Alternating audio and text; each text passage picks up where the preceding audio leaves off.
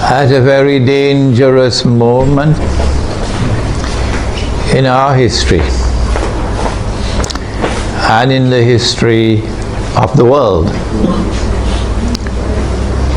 to address you on the subject of implications of a Zionist Israeli attack on Iran, which now appears to be not only fairly certain, but also just around the corner. In the process of offering an explanation of the implications of such an attack, I would have to take recourse to Islamic eschatology to locate the implications of that attack in the larger framework of Islam's conception of Akhirul Zaman, because I am convinced that it is located precisely in that subject. In the process also of offering my analysis, I will have to offer opinions of mine. If a politician and a prime minister and a government official and a businessman and a carpenter and a taxi driver can offer opinions, why can't a scholar of Islam do the same thing? What's wrong with that? Provided, of course, that we recognize that only Allah does not make mistakes, number one. And number two, in my instance, I always insist that when I offer my opinion or my view on any subject, I insist that my audience should never accept my view unless and until you are convinced that it is correct. If you can offer me anything better than that, please tell me. I think I've reached the limit. So I should be allowed to offer my opinion and my views. I'm not a prophet. I don't have an angel or a jinn whispering into my ears. I'm offering you opinions based on analysis. And I have the right to do so. And those who warn people don't listen to Imran Hosein should be ashamed of themselves. Having said that, we say that Israel wants to attack Iran because Israel ultimately wants to rule the world. Because the Zionists want to rule the world. Because the Judeo-Christian Zionist European Alliance wants to deliver to the state of Israel the status of ruling state in the world. That's why we believe all these wars are taking place. But why does Israel want to rule the world? They said some 50, 60 years ago, and even then they were telling monstrous lies. So 9/11 was not the first lie. They said that all that we want to do is to create a Jewish homeland in the Holy Land where Jews can live in safety and security.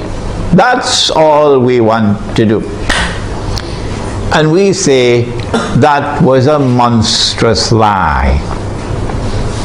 What you wanted to do was to establish a Zionist state in the Holy Land, which would seek to impersonate Holy Israel, the holy state of Israel, that was established by Nabi Dawood alayhi salam, the Prophet David, and Nabi Sulaiman alayhi salam, the Prophet Solomon, and that this Zionist state of Israel would one day rule the world That's what you wanted to do. And you want Israel to rule the world so that one day, not too long from now incidentally, a man would stand up in Israel. Nabi Muhammad alayhi salatu wasalam described that man to us 1400 years ago or more. So if you're listening in Washington tonight, let's tell you what the Prophet said. And if you're listening in London and in Jerusalem tonight, let's tell you what Prophet Muhammad alayhi salatu wasalam said. He said that that man would be a Jew. He would be a young man. And so the end of history will witness young people taking over the world. He would be a powerfully built man. He would have curly hair. And he would declare,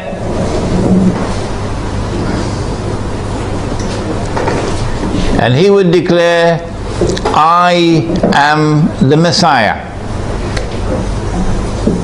But that would be a lie. The Messiah is the son of Mary. Sorry, more than that. He was the son of the Virgin Mary. There's only one virgin in the world who ever gave birth to a son and still remained a virgin. And that was Jesus, Nabi Isa alayhi salam. He is the Messiah. Muslims believe that. And most Christians believe that. I don't know whether the Zionist Christians also believe that. Somebody should ask them. He is the Messiah. And one day he's coming back, said Nabi Muhammad alayhi salatu wasalam. Whether Washington believes that or not is irrelevant. One day he's going to come back, said Nabi Muhammad alayhi salatu wasalam. And when he comes back, he's going to rule the world from Jerusalem. That is in the hadith, because he would be Hakimul Adil, a ruler who will rule on the basis of justice. Those who today rule the world do so with injustice.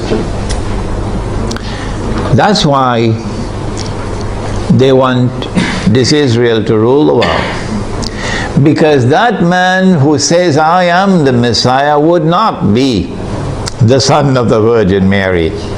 No, said Nabi Muhammad alayhi salatu wasalam, he would be al-Masih al-Dajjal, the false Messiah, the Antichrist. Every Muslim knows about him.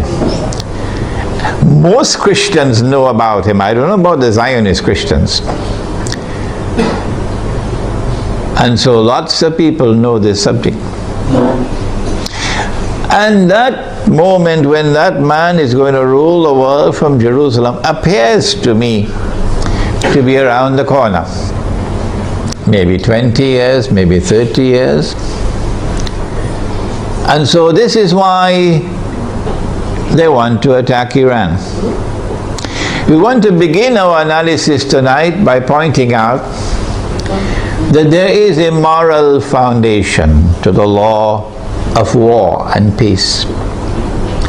And that moral foundation is that you do not launch wars unless there is a just cause for it. Iran has not done anything. Iran has not attacked Israel.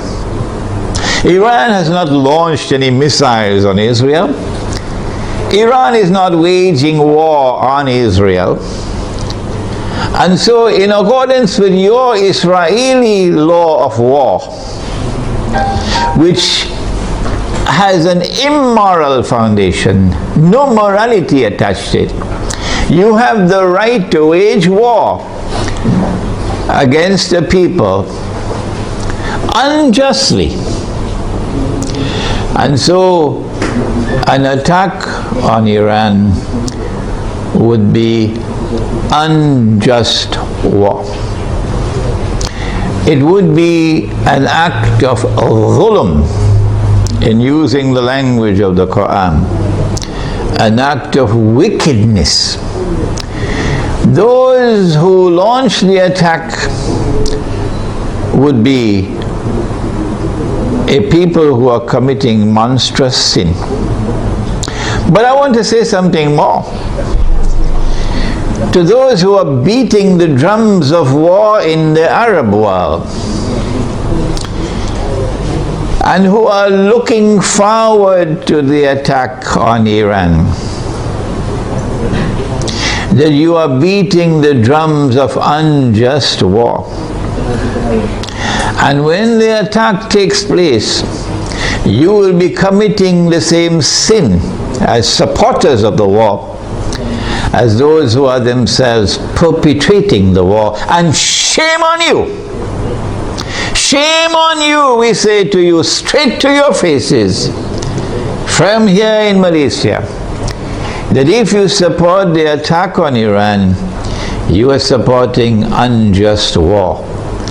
You are yourselves a party of dhulm, and Allah does not provide guidance to the people who commit dhulm. One of the reasons why many Arabs, not all Arabs, not at all, but many Arabs are beating the drums of war, looking forward to an attack on Iran, is because Iran is Shia.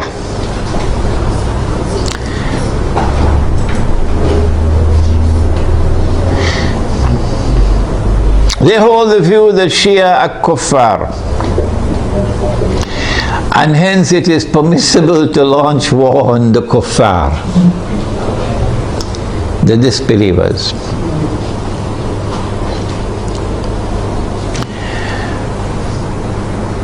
How can you come to this conclusion, the Shia are kuffar? If the Shia are kuffar, then there must be some ijma' or consensus of opinion on that subject. That consensus has never been achieved in 1400 years. Why? How can we say so? Here is proof. This is not the only proof, but this is adequate. That no regime in control of the Hijaz, in control of the Hajj, in our history that we know of, has ever prevented the Shia from performing the Hajj. As a consequence, we say it is too late in the day now for you to come with any manufactured arguments declaring the Shia to be kuffar.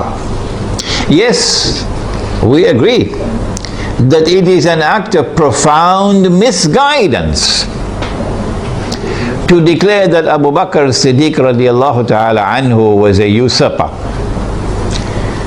and that Umar Farooq radiallahu ta'ala anhu was a usurper, and that Uthman Ghani radiallahu ta'ala anhu was a usurper. Three of the foremost companions of the Prophet alayhi salatu wasalam. It's a massive vote of no confidence in the Prophet himself alayhi salatu wasalam. And we say of those who insist that these three companions of the Prophet alayhi salatu wasalam were usurpers, we say you are profoundly misguided. But we never say that you are not Muslims. You still are our Muslim brothers. And so the argument that the Shia are kuffar and hence it is permissible to launch war on them is invalid. But secondly, does the religion of Islam say it is permissible to wage war on kuffar? Where did you learn your Islam from? Mars or Venus or Jupiter? Huh? This is the religion of Islam. Truth is from your Lord. فَمَنْ شَاءَ فَلْيُؤْمِنْ وَمَنْ شَاءَ فَلْيَكْفُرْ. Whosoever wishes is free to accept, And whosoever wishes is free to reject kufr. La ikraha fid din, says the Quran. There is no compulsion in matters of religion. And so you are not permitted in Islam to wage war against any people because they are kuffar. No. There is a version of Islam today which has emerged in the world, which seems to have originated in Saudi Arabia with Sheikh Muhammad Abdul Wahhab. It used to be called Wahhabi, it's now called Salafi, and I have students of mine who are Salafi, and they are my students, which can best be described as a Protestant version of Islam.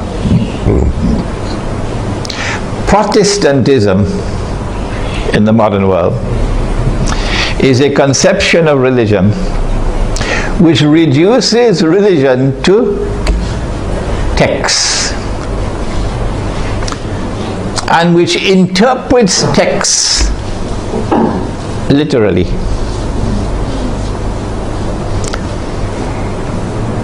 As a consequence, Protestant Islam is incapable of distinguishing between appearance and reality, particularly when they differ with each other. But let's leave that fairly technical subject for a while. It is Protestant Islam today which is beating the drums against the Shia. Muslims who are Sunni and Muslims who are Shia have lived together for 1400 years, peacefully, amicably, without any boxing gloves, fighting with each other, without any bloodletting. And it is strange that at a time when the Zionists are about to move to their final stage of the mission, there should come this strange drum beating from that version of Islam with great hostility to the Shia and paving the way for promoting war against the Shia. They call it a jihad against the Shia. They would like to force the Shia to abandon their Shia beliefs and to become Sunni. Do you do it by warfare?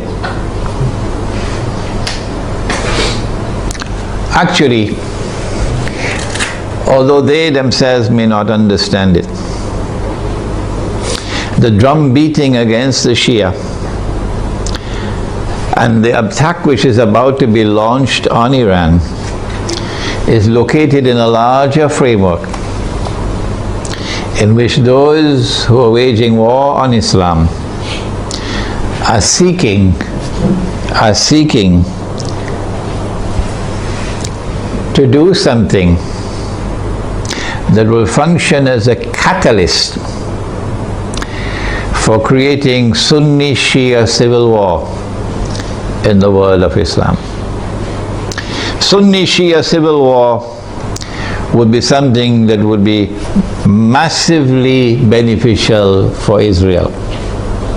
Number one, Sunni-Shia civil war will make Islam look negatively, a negative image in the world, at a moment when Islam is center stage in the attention of the whole world. Number two, Sunni-Shia civil war in Islam, Sunni versus Shia, would function as a diversion, diverting attention, both Muslim and non-Muslim attention, away from the plans of the Zionists to rule the world. Thirdly, Muslims fighting against themselves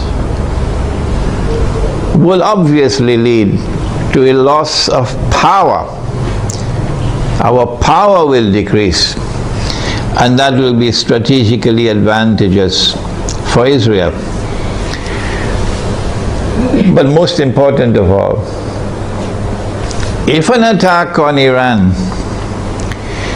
provokes Sunnis to be so foolish as to turn in hatred against the Shia, and provokes Shia to be equally foolish to turn in hatred against the Sunni, then that Sunni Shia civil war, and I hope none in our audience here tonight is so stupid,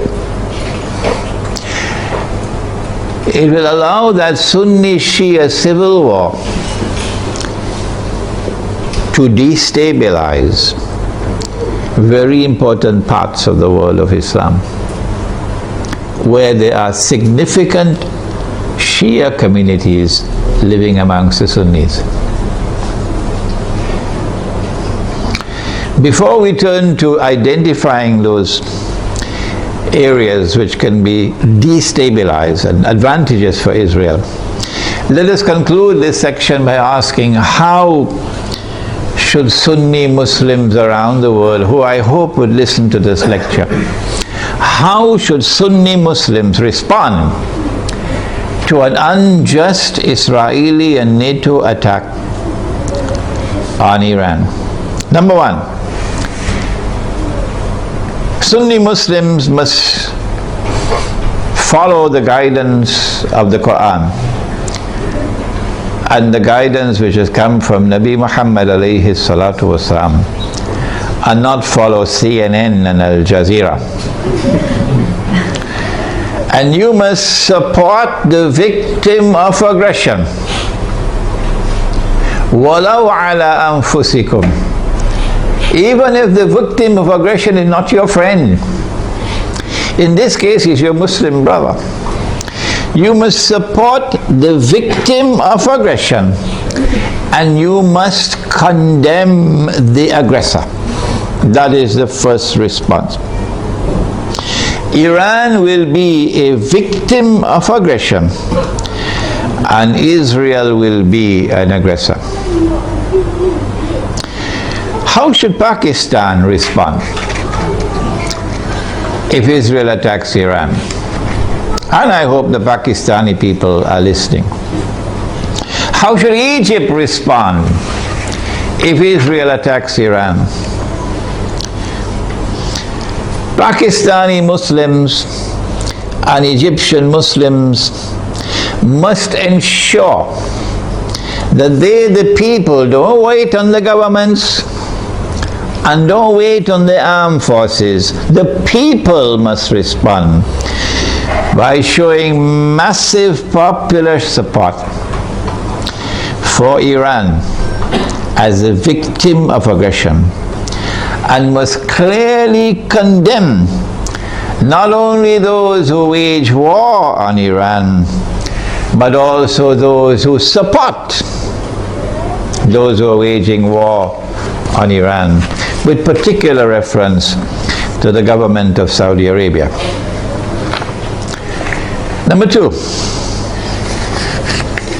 so we have dealt briefly with the Sunni Shia civil war problem. War on Iran, and my gosh, look how much time has gone.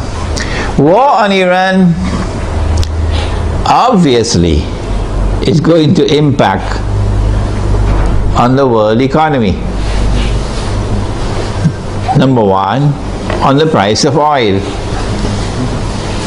Not only because Iran is a major supplier of oil, but also because Iran is located in that basin that the Iranians call the Persian Gulf and the Arabs call the Arab Gulf, and they're still fighting over the words. This is the oil basin, and the river Euphrates enters into this basin. And Nabi Muhammad alayhi salatu wasalam told us 1400 years ago that the river Euphrates will uncover a mountain of gold. I suggest that you don't wait for the metal. I want to suggest to you that this is not a text to be understood literally. Protestant Islam is going to wait. for a mountain of the metal. Let them wait. And we're not speaking disrespectfully of Protestant Islam. No, we're not speaking disrespectfully of the Salafis. Let me repeat it. I am not speaking disrespectfully of the Salafis, and I'm not speaking disrespectfully of their methodology or for literal interpretation of the text. All I'm saying is let them wait for the mountain of the metal.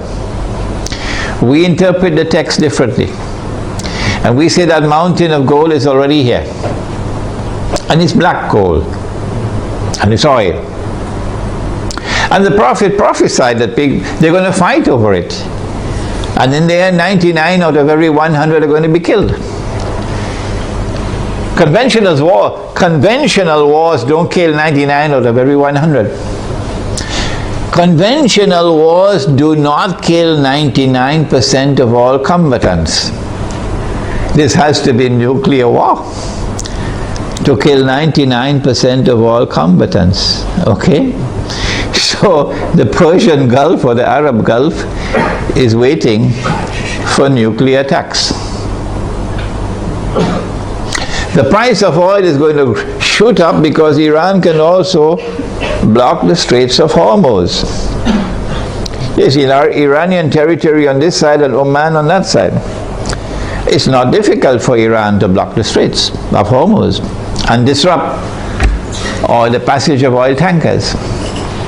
So we can anticipate fairly confidently that the price of oil is going to escalate dramatically once the attack takes place. And the American government knows that. And that's why the American government does not want Iran to be attacked. Because the American government knows, and the Federal Reserve knows, and the bankers also know that the US dollar is going to collapse. It will not survive an Israeli attack on Iran with the price of oil shooting up through the roof. And if the US dollar collapses, of course, they're going to have to demonetize the US dollar. It will no longer be legal tender. They have to have something in place. They probably already have something to replace it, but at a fraction of its previous value. The American economy is going to collapse. Large numbers of white Americans are going to lose their wealth. And many of them are going to be listening to this lecture. There's going to be chaos in the United States when the economy collapses. There can be riots in the United States, and they're already anticipating that. And so an attack on Iran would lead to economic, financial, and monetary consequences that will be disastrous for the US economy. Israel wants to become the new ruling state in the world. And for that you have to go to my book. Would someone kindly give me a copy of Jerusalem in the Quran? You have to go to my book, Jerusalem in the Quran, for the Islamic eschatology. The Dajjal, when he's released on earth, will live for 40 days.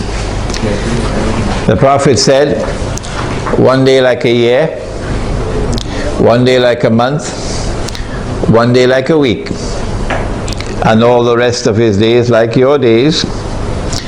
We said a day like a year, and Britain became the ruling state in the world. And the world experienced what they call Pax Britannica. It wasn't Pax at all, it was only war. And then came a day like a month over here, and the United States of America replaced Britain as the next ruling state in the world. And Pax Britannica was replaced with Pax Americana. And the British sterling pound was replaced by the US dollar. And we said, this is our opinion, that a day like a year came to an end and was replaced by a day like a month. This is the first time in our history that this hadith was interpreted this way. And now we are saying that a day like a month is coming to an end And a day like a week is commencing. And so there has to be a passage from the United States to a third ruling state. And 10 years ago when this book was published, we said the third ruling state is Israel. Israel wants to become the third ruling state. For Israel to become the third ruling state, the United States has to collapse. And so this is going to be the collapse of the economy. Not just the US economy, but more than that. With the dramatic rise in the price of oil, you're going to have a significant rise in the cost of living around the world. Transportation costs are going to escalate. Food prices are going to escalate. Energy prices will rise. And this is also going to affect the prices of manufactured goods. The poor of the world will sink as soon as Israel attacks Iran into greater poverty and in some cases destitution. In Yemen now, they can't afford to buy the cooking gas with which to cook. The middle class around the world will sink into poverty. And when there are so many poor, the majority of mankind in poverty, it's going to be easier. It's going to be easier to rule the world. But people who are too poor to organize themselves, to resist oppression and resist slavery. How should we respond to this impending economic collapse, financial and monetary collapse? How should we respond to the imminent rise of the cost of living around the world? How should we respond? My opinion, and I'd love to hear your opinion before we end tonight. My opinion is to go to that hadith of the Prophet sallallahu ta'ala alayhi wa sallam. He said about Akhirul Zaman, he said, if you have land, hold on to your land. You're familiar with that, aren't you? And he said, if you have animals, hold on to your animals. And then a man asks, O Messenger of Allah, what about if we have neither land nor animals? He said, sharpen your sword. Of course, CNN is going to call him a terrorist now. He said, sharpen your sword, because you're going to be dealing with chaos and anarchy and riots as people seek to survive by fighting each other for food. Where can we get land and animals to sustain ourselves in this impending collapse? The answer is certainly not in the cities. If you believe that you can survive in the cities and get land and animals in the cities, you should buy a one-way ticket to the moon. And so Egypt, I'm talking to you tonight. In Pakistan, I'm talking to you tonight. Listen to me and get out of the cities. 20 million people in a city, 15 million people in a city. Who's going to feed them? Where are you going to get your food from? What's going to be the price of that food? Get out of the cities while still there is time. Go to the countryside. Go to where rain falls. Go to where there is water. And produce your own food. Dairy crops, food crops, dairy farming, milk and meat, so that you can survive the storm that is coming. Ensure there is water supply. Do not depend on oil for energy. Use natural energy. A bicycle is natural energy. Wind, solar energy, water energy. Number two, live in small communities, because small communities can more easily sustain themselves without having to be dependent on supplies of food from outside the communities.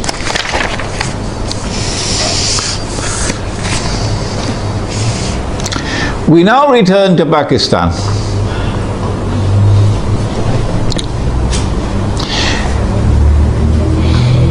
An attack on Iran can be launched simultaneously with an attack on Pakistan.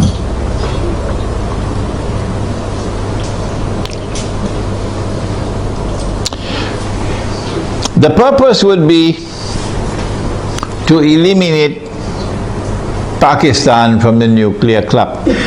But we've been saying this for 10 years now. When the attack on America took place in September 2001, we produced a booklet 2 months later, a Muslim response to the attack on America. That booklet is on my website. And in that booklet we said that those who planned and executed 9/11 had as their ultimate target Pakistan. And they put the blame on Afghanistan so that they could put their troops in Afghanistan so that they'll be advantageously located for moving in on the final target, which is Pakistan. Why Pakistan? Why is Pakistan so important? The answer is Pakistan is a member of the nuclear club. It is the only Muslim country which possesses nuclear weapons. And according to the Bible of the Zionists, no Muslim country must be able to defend itself. The Zionist Bible says that no Muslim country must have nuclear weapons. But the Zionist Bible says Israel can have as many nuclear weapons as it wants. And Israel should be able to also use its nuclear weapons according to their moral law. And because Pakistan has nuclear weapons, Pakistan has to be denuclearized. Their strategy for denuclearizing Pakistan appeared to me 10 years ago to be to try to so destabilize Pakistan that there may be civil war in Pakistan, and then use that civil war as an excuse that we have to save the world from a nuclear holocaust. We have to save the world from nuclear weapons landing in the hands of terrorists. And so we have a mission. For the sake of mankind, we have to attack and invade Pakistan and destroy the nuclear plants in Pakistan and destroy the nuclear weapons in Pakistan, and also break up Pakistan into bits and pieces so it can never rise again. When that happens, of course, we must have a Zionist friend to take over and control all the pieces. And it is time for Muslims around the world to recognize, including Muslims in Iran, that Israel's most strategic partner, most strategic ally in the world today, after the United States, is India, with Saudi Arabia neck and neck behind India.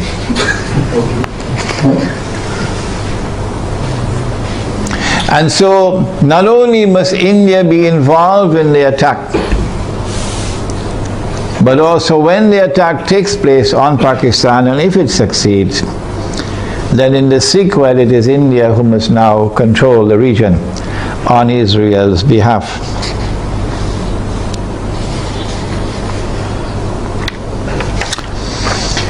An attack on Pakistan, a successful attack on Pakistan, and the denuclearization of Pakistan and the breakup of Pakistan into bits and pieces will impact upon Muslims in the whole of that subcontinent in such a way as to bring about a state of demoralization and despair,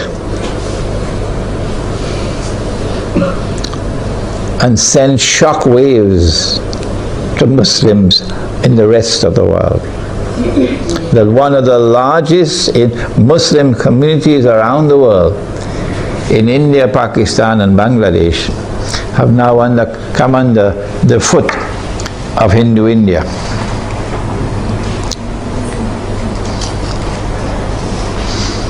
So India will rule the entire South Asia with NATO in control in Afghanistan. What should Pakistan do at a time like this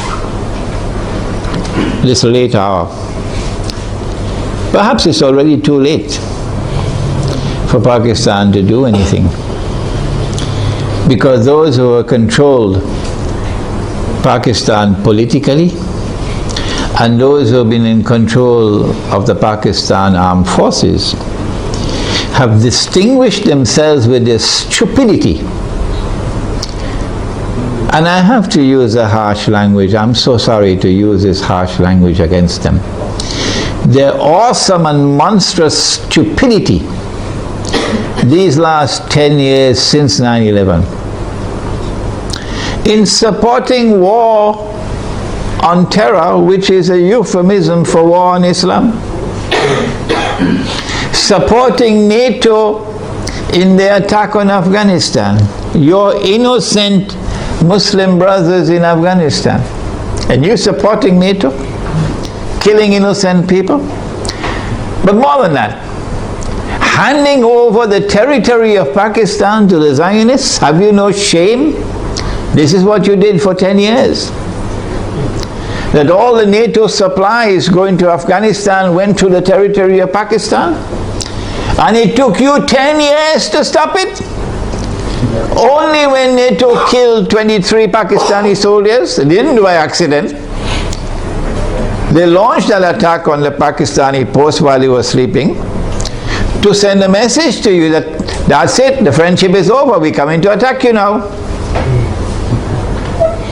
So only when that happened, now you're going to stop them from transiting the territory of Pakistan with supplies for the NATO troops in Afghanistan?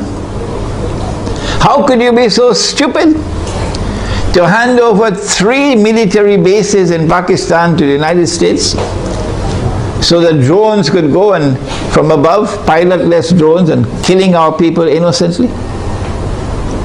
And now, when the knife is about to cut your throat, only now you're waking up. When the attack on Pakistan takes place, I think they already know what's going to happen.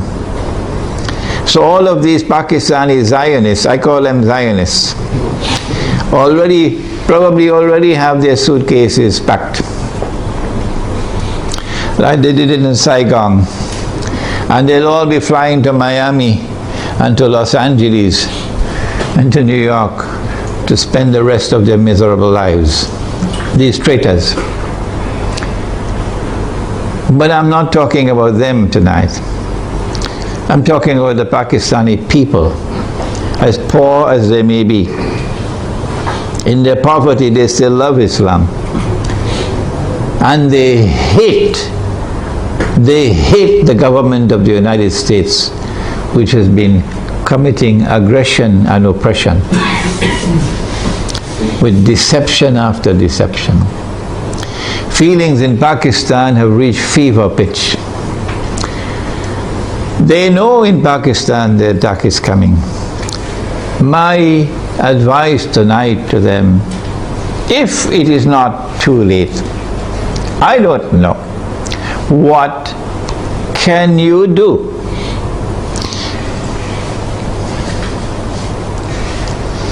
My answer is, if you are to win Allah's help, you got to put your house in order. You got to abandon those who are fighting over sectarian issues. Stay away from them. Get away from these people. Deobandi versus Barelvi. This sect against that sect. Treat these people as though they are people who have to be cast aside. Don't keep their company. And try to bring once again, the fraternity of Islam. That these are all brothers and sisters in Islam, one people. Identify yourself as a Muslim. I am the student of Maulana Dr. Muhammad Fadlur Rahman Ansari, rahimahullah. He established the Alimia Institute of Islamic Studies in Karachi, Pakistan. And that's where I studied under him. And because of what he taught me, and the methodology of study that he gave to me, I'm able to do the work that I'm doing now. So you might want to go to his grave in North Nazimabad in Pakistan, Block B. Go to his grave and offer dua. This is halal, this is permissible. To offer dua that Allah might forgive him his sins, and grant him nur in his grave, and grant him Jannah. Ameen. Maulana Fadlur Rahman Ansari rahimahullah never joined in the sectarian warfare in Pakistan. Never. And he established the Alimia Institute as a non-sectarian institute. He was not Deobandi and the institute was not Deobandi. He was not Barelvi and the institute was not Barelvi. Let me repeat that to those who are now controlling the institute, where I studied and where I was once the principal. He established an institute which was neither Deobandi, nor Barelvi, nor Ahli Hadith, nor Wahhabi. It was Muslim. And he said himself, I am not Deobandi, I am not Barelvi, I am not Ahli Hadith, I am not Wahhabi, I am Muslim. That's his statement. And that's the way out for Pakistan today. To get out of this cancer of sectarian warfare. Number two, Allah made riba haram. Pakistan is miserably poor today because of riba. The paper that you're using as money in Pakistan, the rupee, is bogus, it's fraudulent, it's utterly haram, and it's a vehicle of riba. Your ulama in Pakistan have not been able to recognize that all these years. Go look for those scholars of Islam in Pakistan who can recognize that paper to be bogus and fraudulent and haram, who can recognize so-called Islamic banking to be delivering riba through the back door, who can recognize that membership in the United Nations organization and submission to the Charter of the UN is a recipe to slavery, who can recognize that membership in the International Monetary Fund, which prohibits the use of gold as money, is a recipe for slavery. Look for such scholars of Islam and follow them. And also for the people of Pakistan, get out of the cities, go to the countryside and seek to produce your own food to sustain yourselves in the tomorrow that is coming that's going to be horrible. Let us now turn to implications for the United States of America. As soon as Israel attacks Iran, in my opinion, is that Israel is not going to attempt to deliver a knockout blow.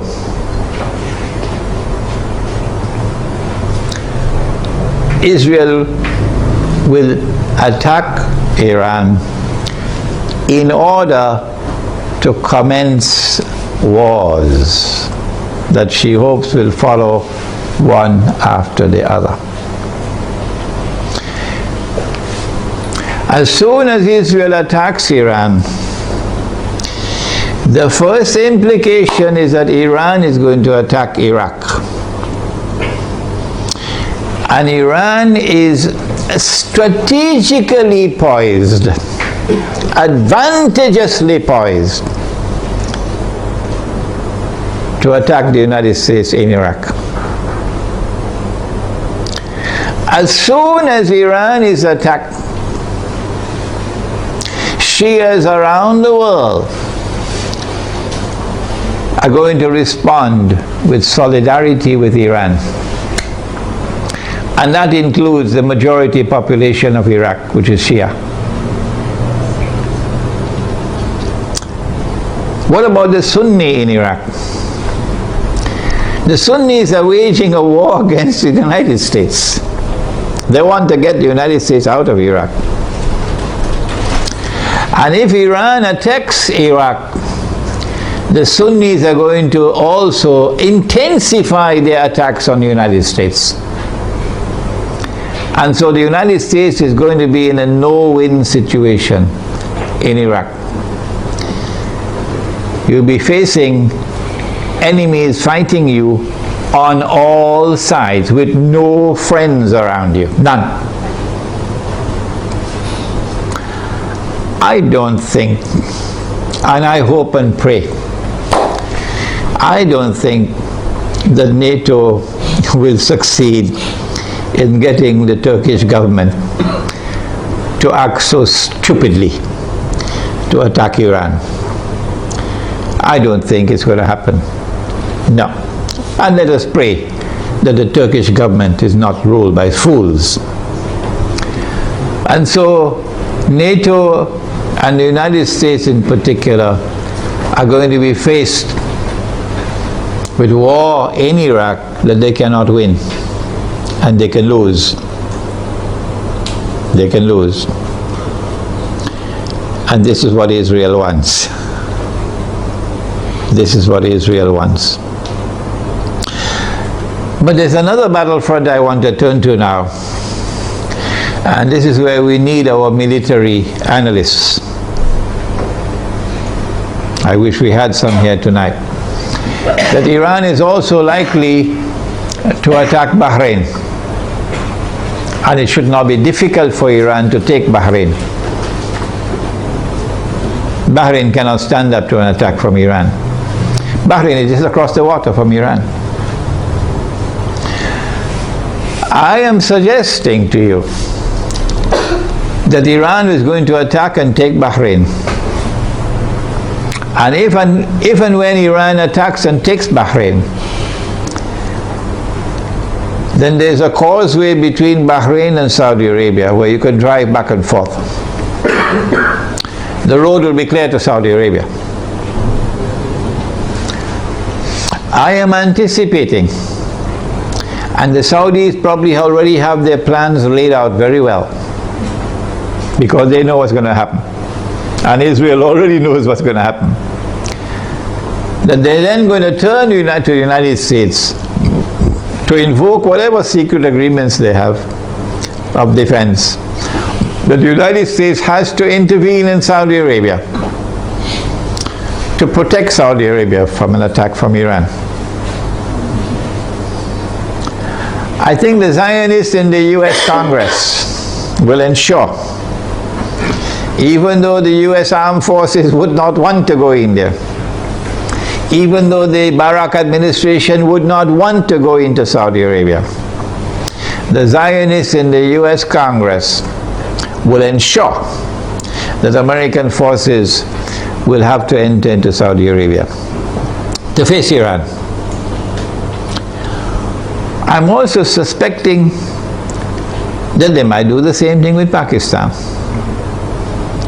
to force the Pakistani political leadership and military leadership to follow some secret agreement they probably already have to bring Pakistani troops into Saudi Arabia to face Iran.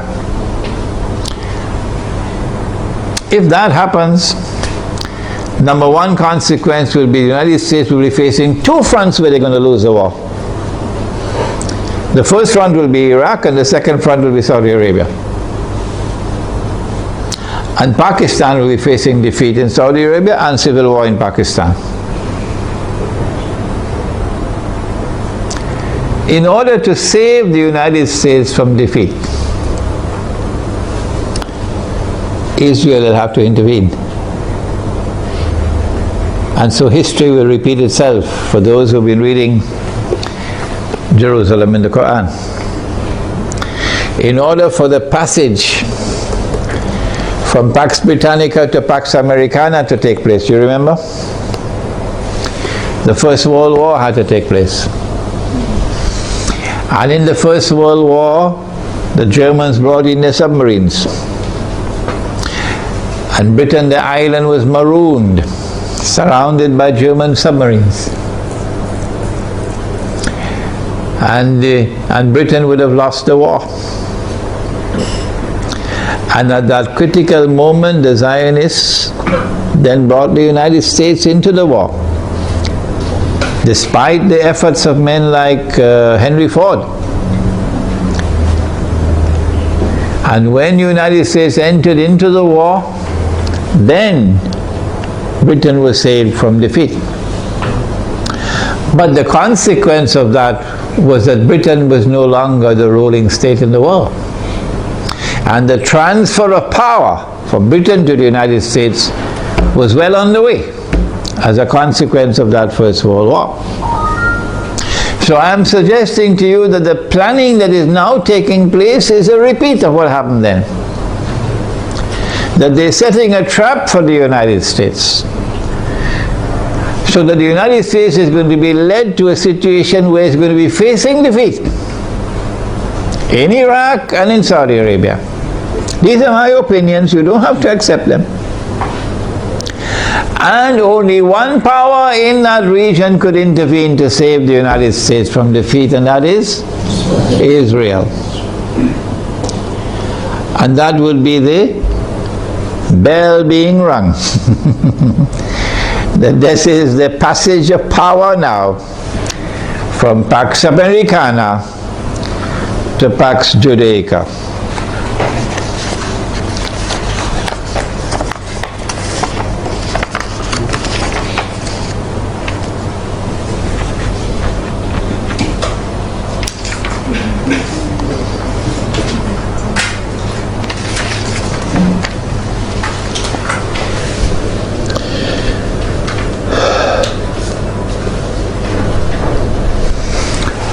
This is the Islamic eschatological dimension to the analysis that a day which is like a month will now be coming to an end, and a day which is like a week, according to the Hadith, will now be beginning. The Protestant version of Islam, which is the Salafi version, insists that somewhere on earth, we just have to search, maybe somewhere behind Greenland, you're going to find a place on earth where a day will be like a year. So my answer is, well, keep on searching. Keep on searching. And I'm not speaking scornfully, that's not my way. I am not speaking in any derogative way, disrespectful way, that is not my style. No. I have the right to say, however, this is your methodology, so keep on searching. We have interpreted the text differently, this is our interpretation. And we have insisted time and again that no one should accept our interpretation unless and until you are convinced that it is correct. We said a day like a year is a different dimension of space and time than the one in which we live. So to a day like a month, and so to a day like a week. But Dajjal is here on earth, but you can't see him. Only when a day which is like a week comes to an end, after Israel has ruled the world for a day which is like a week, only then would Dajjal appear in our world as a human being, as a young man, powerfully built, curly hair and so on, to rule the world from Jerusalem. And so our Islamic eschatological analysis is that the United States is being led with a controlled demolition of the US dollar, not happening by accident. A controlled demolition of the US economy is not happening by accident. And a trap being set for the United States militarily, so that the United States can no longer be recognized as the ruling state in the world, and Israel can replace them. I want to end now by turning to two actors, and we thank Allah that He created both Gog and Magog. If He had created Gog alone, we would have been in a lot of trouble now. But He created both Gog and Magog. And He gave both the Gog and Magog the power that none can fight them except Allah Himself. So if Gog and Magog turn against each other, they'll destroy each other, wouldn't they? If you do not understand the subject, I have a book at the back entitled An Islamic View of Gog and Magog in the Modern World. And again, as usual, the Salafis are rejecting that book. Imran Hosein is misguided. I think that for Russia and for China, an Israeli attack on Iran, particularly if it involves the use of nuclear weapons, would be recognized as a threshold being crossed. That so long as you did not cross that threshold, Russia and China were prepared to go along and continue. In the Security Council of the United Nations, for example, cooperating and collaborating where possible in managing the affairs of the world. But once you cross that threshold, the implication for Russia and China is that you have crossed the point of no return. And that an attack on Iran is now going to inevitably lead to world war.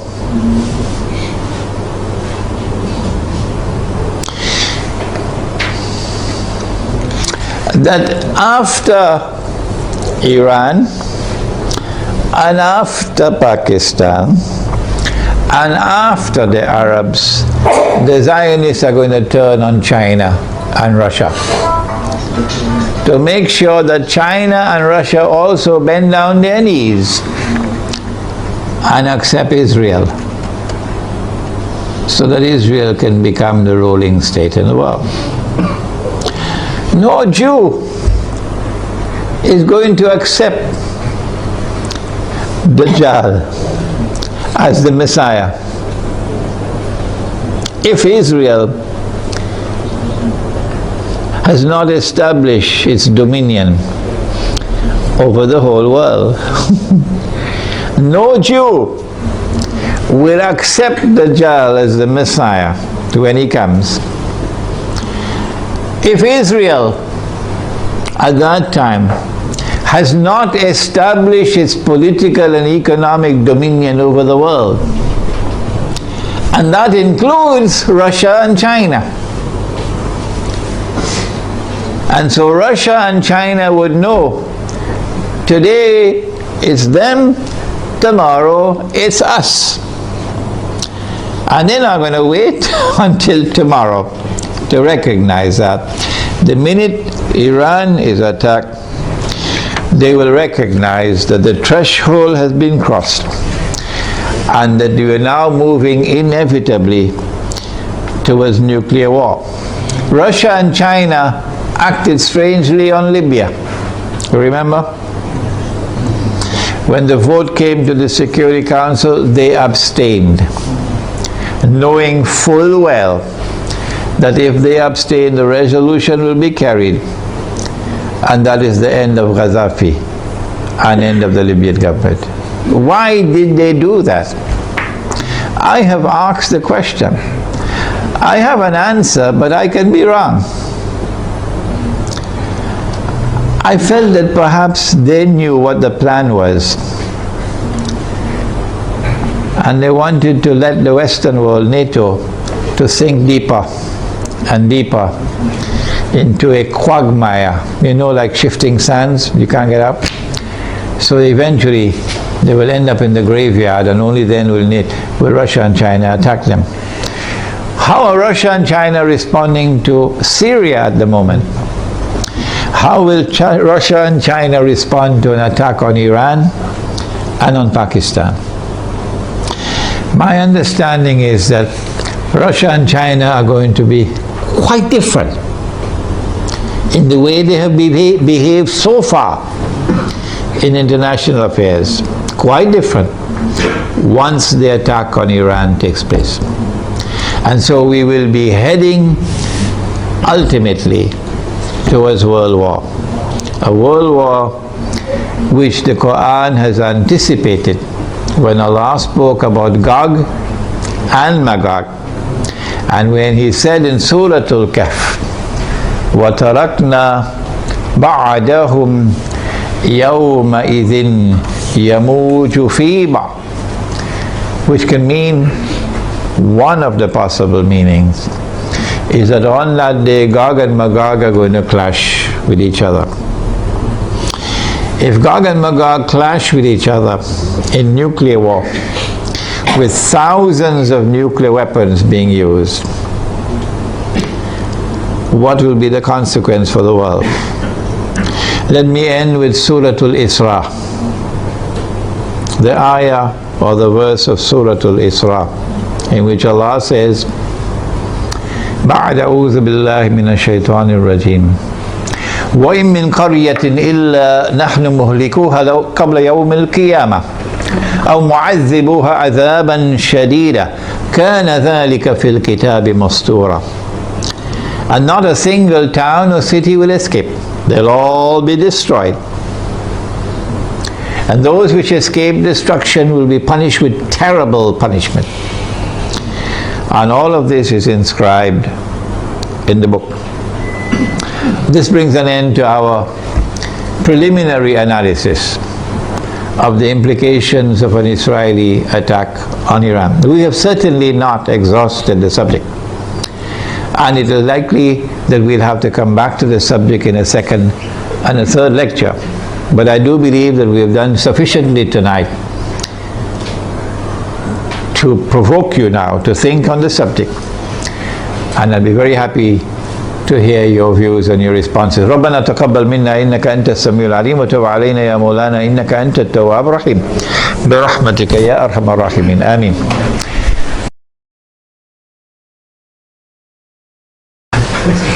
The question is, how do I view the response of the Pakistan Armed Forces now when the curtain is about to be drawn and NATO has already sent, by Federal Express, they sent a message to Pakistan, we're coming for you now. That's the message when they kill the soldiers, huh? We're coming for you now. And now, now the Pakistan Armed Forces, because now of course it's too late to do anything else, they say, okay, we'll not allow NATO to transit Pakistan. And we're going to take back this base that we gave you so you could kill the people in Afghanistan. And you have 15 days to vacate the base. No, I'm not impressed. I'm not impressed. I think a lot of the generals have tickets to Miami because they know that they're going to be lynched. I hope they're listening to me because the Pakistani people love Islam. And the Pakistani people are very, very angry with those who have betrayed them and betrayed Pakistan and betrayed the Ummah. Flying first class to Washington anytime Washington calls them for consultation. So I'm not impressed at all. People who have betrayed Allah and His Messenger, and now at the last moment, now you're trying to save face. I'm not impressed.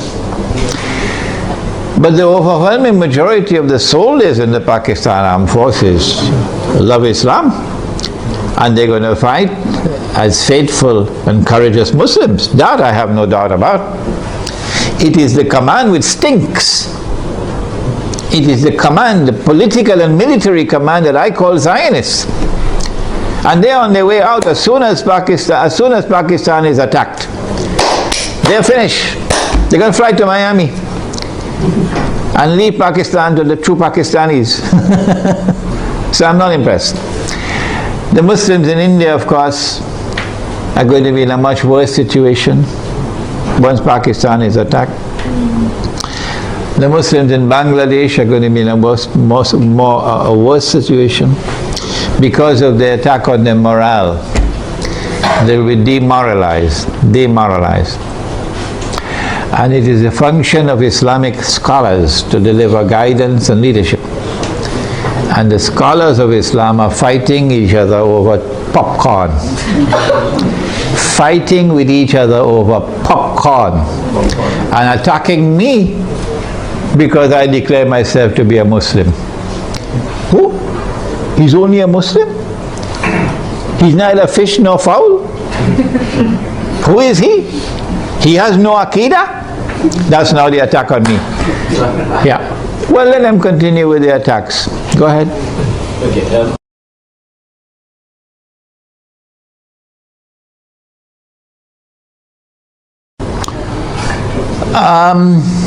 The question is whether the world is going to come to an end, Armageddon, the war of all wars, which will destroy most of humanity. Is it going to take place next year, 2012? No, I don't think so. No, I don't think so. I mean, Israel will wage war on Iran. I believe that 2012 will witness the commencement of a series of wars, one after the other. And Singapore knows that very well. And these series of wars, once they are commenced, they're not going to stop until Israel replaces the United States as the ruling state in the world. I do not anticipate the clash of Gog and Magog, meaning the Russian-led alliance against the American-led alliance, which will destroy every town and city. I do not expect that clash to take place immediately. Maybe another 20 years or so, but I can be wrong. Any more questions? I am not certain that when Israel attacks Iran, that they're going to use nuclear weapons. I expect the use of limited nuclear weapons on certain specific sites in order to destroy nuclear plants, underground nuclear plants and some. But I hardly think that Israel is going to use tactical nuclear weapons in populated areas. The public opinion around the world, the backlash of public opinion will be too great. The hadith he has asked about, that Dajjal will be followed by 70,000 Jews from Isfahan wearing their Persian shawls. And he says that there are now about 30,000 Jews in Iran. Part of the strategy adopted by Gog and Magog has been to accept a religion. The Khaza, for example, accepted Judaism. And so the world witnessed for the first time the unique phenomenon of something called a European Jew. Prior to this, the only Jews that there were in the world were Semitic Jews, Semites. The Europeans are not Semites. But when the Khazar accepted Judaism, this is a historical fact, they accepted Judaism, the European Jews came into being. And the Quran accepts as a Jew whoever claims to be a Jew. You may not be an Israelite, but if you declare yourself to be a Jew, then we accept you as a Jew. And so when the Prophet said, alayhi salatu wasalam, that you're going to fight the Jews, and you're going to defeat them, and at that time the stones and the trees will speak, and they will say, there's a Muslim, there's a Jew hiding behind me, come and kill him. He's not referring to any Israelite Jew alone, referring to all Jews, European Jews as well as Israelite Jews. 40,000 Jews from Isfahan, therefore, could be Jews both Israelite or non-Israelite. Sometimes, 70,000, sorry. Sometimes when the hadith uses a figure, it uses it figuratively, can't get the pronunciation, as a figure of speech. For example, a man asked the Prophet ﷺ, which is the first masjid which was built. He said the Kaaba. And then he asked which was the second masjid which was built. He said Masjid al-Aqsa in Jerusalem. And then he asked how much time elapsed between the two. He said 40 years. 40 years for a few thousand years? 40 years for a few thousand years between this one and that one? How could it be 40 years? So sometimes the hadith will use a number as a figure of speech. It does not therefore have to be understood literally. One of the reasons for the attack on Iran, this question now allows me to expand my analysis, is because the Zionists want to get rid of the present government in Iran. You can choose to believe what you want, but I accept that the present government of Iran is sincere in its opposition to Israel and its support of the Palestinians. You can choose to believe what you want, that's your business. This is my opinion. My view is that one of the reasons for the attack on Iran would be to bring about regime change in Iran. The present regime in Iran is not a militantly Shia regime waging Shia-Sunni sectarian war. No. The present regime in Iran is willing to establish fraternal ties with Sunnis. Yes, they do not permit any Sunni masjid to be established in Iran. So Sunnis in Iran do not have Salatul Jummah, they have to go to the masjid under the Shia control. And that of course is something we don't agree with. But that's not a cause for taking up guns and fighting them. No. So I understand that the government in Iran at this time is a government which is prepared to try to establish Shia-Sunni solidarity. This is my view. And this is something inimical to Zionist interests. The Zionists would like to direct the Shia world in a direction of confrontation with Sunnis. And for that, you need to have regime change in Iran. And if they succeed in that regime change by attacking Iran, they will want a new regime to emerge in Iran, which will be militantly sectarian and facilitate the emergence of a civil war between Shia and Sunni. At that time, if this succeeds, then I believe we'll see the fulfillment of this hadith about Dajjal being followed by 70,000 Jews from Isfahan wearing their Persian shawls. Any more questions? The question pertains to the use of gold and silver as money and the utility of buying gold and silver this time when the gold stocks of the world are controlled by those who are not Muslims, and that by buying gold you are enriching non-Muslims. I have a book at the back entitled The Gold Dinar and Silver Dirham, Islam and the Future of Money. Whether we like it or whether we don't, the world tomorrow, in my opinion, is going to return to gold and silver as money. Whether you like it or whether you don't. I came to this conclusion about 2 years ago perhaps, because of my study of Islamic eschatology, that no Jew will accept Dajjal as the Messiah. None. If Israel is using paper money. Because every Jew knows what the ulama don't know in Islam. Every Jew knows what the muftis don't know in Islam. Every Jew knows that this paper is bogus, is fraudulent, is utterly haram. Every Jew knows that. And it's a vehicle through which mankind is ripped off of their wealth. They all know it. It's only our scholars don't know it. In order for Dajjal to convince the Jews that he is indeed the true Messiah, he's going to have to bring back the money which the temple in Jerusalem used to mint.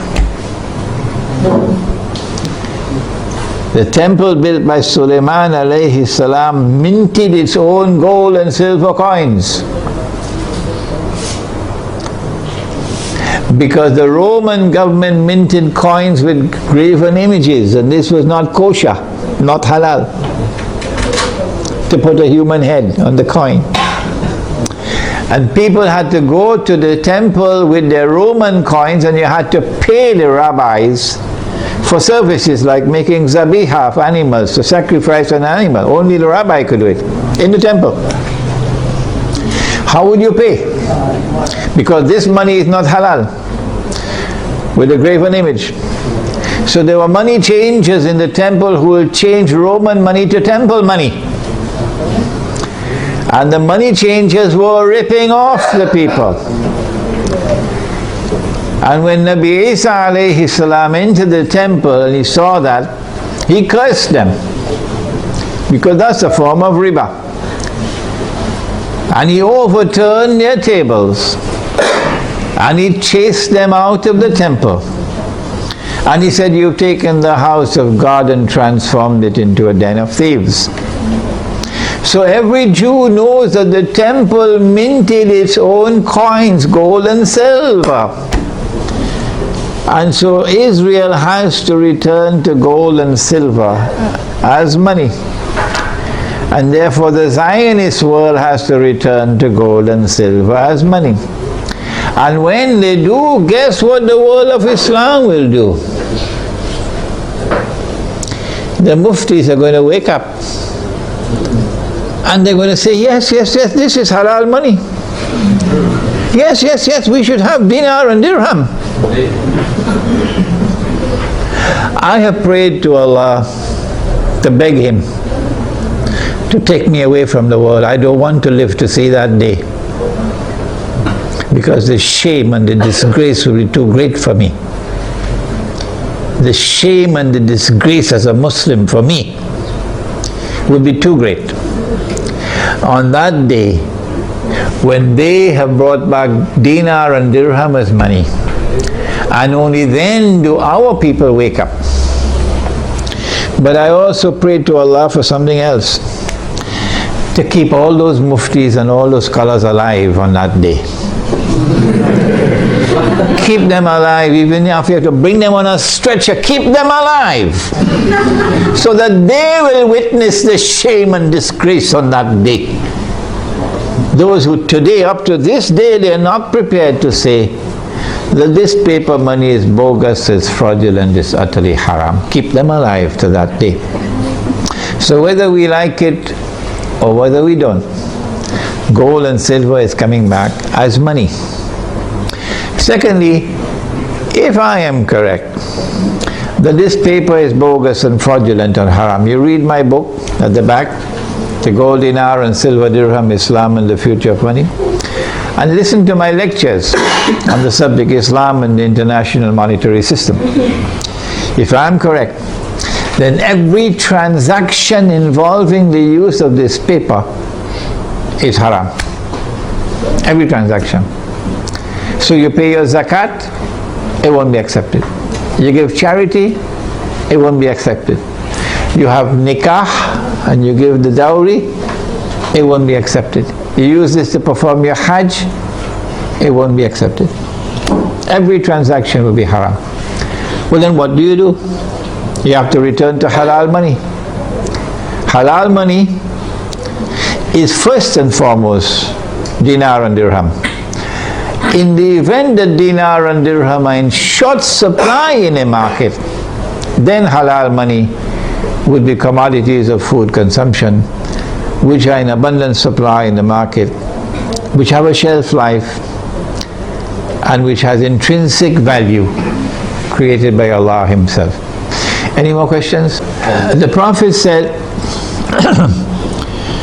that the time will come when you will not be able to find a single person in all of mankind who will not be consuming riba. Are you aware of this?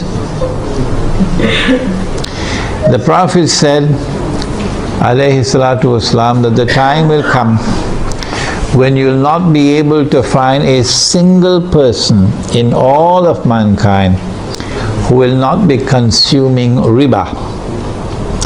And whoever declares that he is not consuming riba, verily the dust of riba would be upon him. Verily the vapor of riba would reach him. So it is not possible for us to escape completely. But in Surah Al-Taghabun of the Quran, Allah says, ittaqullaha mastata'tum. Fear Allah to the extent that you have capacity to do so. What we are doing is advising and also preparing the way to establish communities. I have here in this audience students of mine who are working on it even as I speak, right here in Malaysia, to build communities in the countryside, Muslim villages, which will use dinar and dirham as money for buying and selling. And in those communities you will not use the paper money. At least this is an effort to respond. If you have a better way, tell us, show it to us. We are not convinced that you can do this in downtown KLCC. We are on the contrary convinced that you can do it in the countryside. And once you make that effort, then Allah can help you. Okay? So, even when you build such a community in the countryside, and 90% of all your transactions are halal, you will still have to market your produce. People who are coming from outside to buy, or you buying things from outside, there will still be interaction with the outside world. And that interaction will be involving electronic money. Tomorrow paper will be gone. Okay? So let us agree on this position, that we are obliged to make the best effort. Any more questions? The question is about the euro and the fact that the euro is in trouble. Before the euro was created, put together, you had individual currencies in Europe. Okay? And you still have them, but they're now linked together. If the euro collapses, then you return to what you had before. The German mark by itself, the Italian lira by itself, the sterling pound by itself, the French franc, existing by themselves, separate from each other. You just go back to where you were before.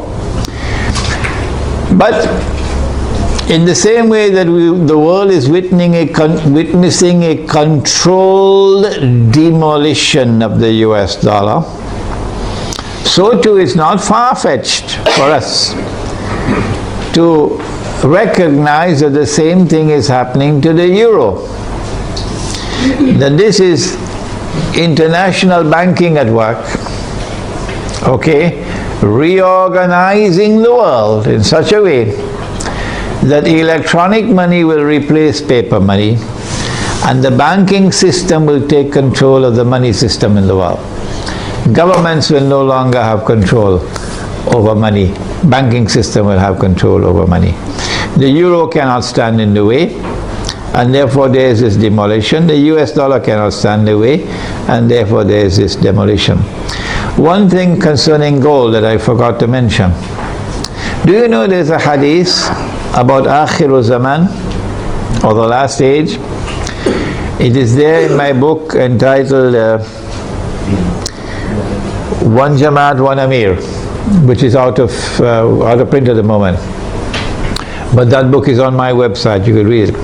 The hadith is there that in the last age, in Akhiru Zaman, the earth will vomit from its liver columns of gold and silver.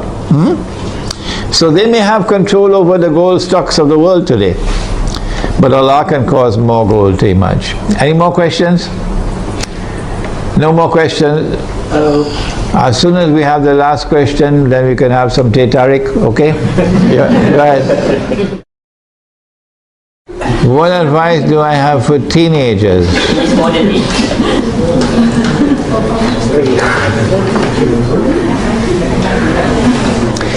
He said that Dajjal will be a young man. A young man. And I said, based on that hadith, that tomorrow the young people are going to rule the world. Today, when I buy some, I don't know whether you've ever heard the word. It's a word that is very strange in my vocabulary. I never heard it before 10 years ago. Something called top up. Top up. Yeah, top up. Yeah. So,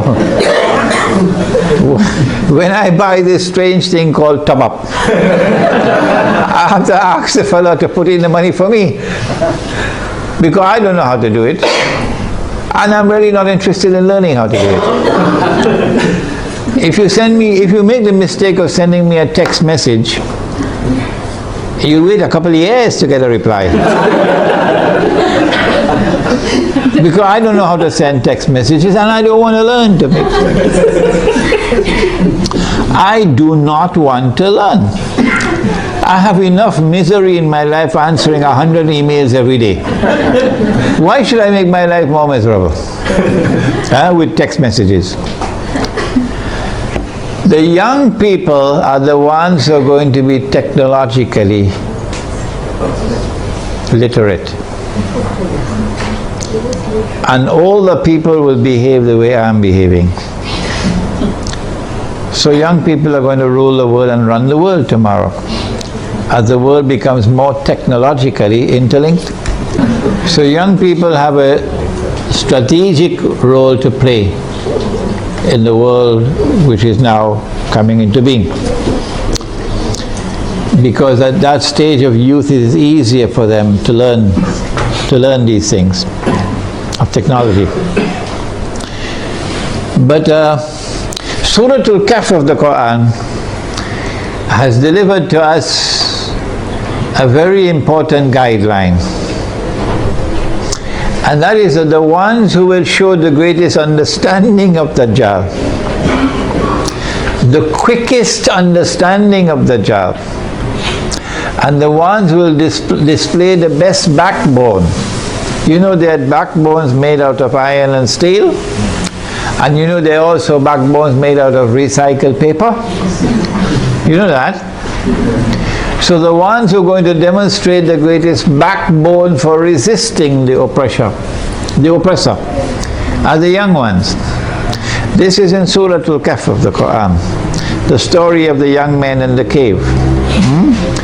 And this has been my experience, that the ones who show the greatest resistance to my message that I deliver are the elders, and the ones who are flocking to me and longing to learn from me and insisting they're going to come to Malaysia, they're going to come to KL, whether I like it or not, they're coming to study with me, are the young ones. Some of them 15 years of age, 16, 17 years of age. They're going to be listening to this lecture. And they show sharpness of understanding, and their parents are opposing them. And so, I believe being young, and if your heart is not corrupted with pornography, which is around the corner,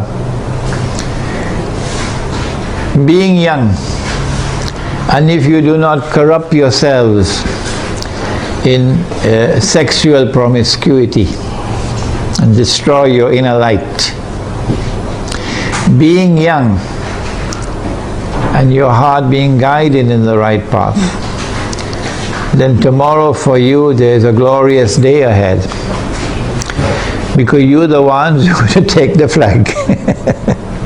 You're the ones who are going to carry the flag of Islam tomorrow. And that's what the story of young men in the cave.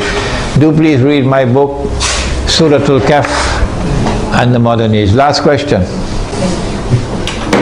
I can't remember when last I used the word Taliban. No. I refer to the authentic Islamic resistance. The authentic Islamic resistance, resisting oppression in Afghanistan, resisting oppression and occupation in Iraq. What do I think of them? They are the ones who tomorrow are going to lead the army. They are the ones who are going to open the way for the army which is going to march straight to Jerusalem. This is the only armed resistance in the world of Islam with a guarantee of success by the hadith. Guarantee of success. And we must support that armed resistance in Afghanistan and in Iraq in whatever way we can, with our tongue, with our pockets, in whatever way we can. All right, that's enough for tonight. Wednesday night at the Tanaga International University. Tanaga National? International Islamic University. No. Tanaga National. At the Tanaga National University in Bangui. In Bangui, at the same time, 8 o'clock. And the topic is Islam, the United Nations and the New World Order. And then on Saturday, the last one, at UIE in Gombak, on the coming financial crash. It's a seminar with Dr. Mira and myself taking the whole of the Saturday morning. ربنا تقبل منا إنك أنت السميع العليم وتب علينا يا مولانا إنك أنت التواب الرحيم اللهم أنت السلام ومنك السلام تبارك ربنا وتعاليت يا ذا الجلال والإكرام اللهم أرنا الحق حقا وارزقنا اتباعه وأرنا الباطل باطلا وارزقنا اجتنابه اللهم أرنا الأشياء كما هي اللهم إنك عفو كريم تحب العفو فاعف عنا يا كريم اللهم إنا نعوذ بك من عذاب القبر ومن عذاب النار ونعوذ بك من فتنة المحيا والممات ومن فتنة المسيح الدجال وصلى الله تعالى على خير خلقه محمد وعلى آله وعلى أصحابه أجمعين برحمتك يا أرحم الراحمين آمين إلهي لست للفردوس الفردوس أعلى ولا أقوى على نار الجحيم. الله فهب لي التوبة واغفر ذنوبي فإنك غافر الذنب العظيم. إلهي